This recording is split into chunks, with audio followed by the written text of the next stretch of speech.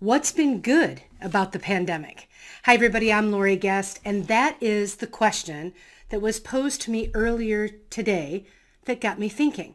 See, we've spent so much time during this pandemic talking about the changes we need to make and how we can't wait for it to be behind us and how good a trip to the movie theater and a good restaurant is going to be when the time allows.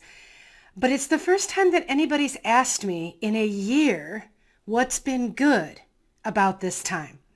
So I thought about it for a moment and decided I would share it all with you and ask you the same question.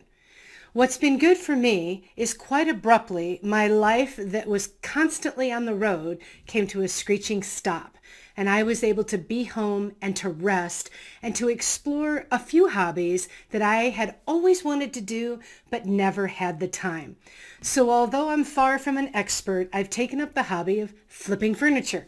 Yes, my husband and I will journey out to thrift stores and antique shops and try to find the little treasures that cost very little but have great hope, great bones behind them.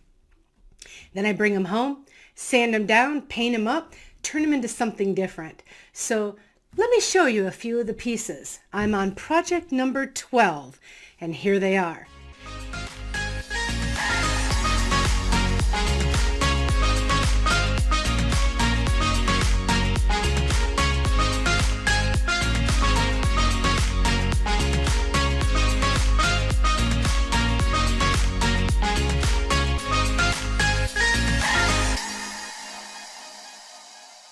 And what I've learned in this process is actually a pretty good life lesson.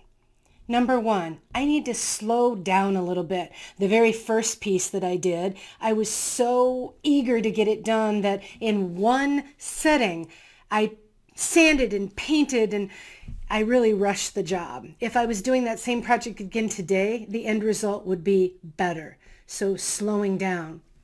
The second thing that I learned is that an eighth of an inch really does make a difference.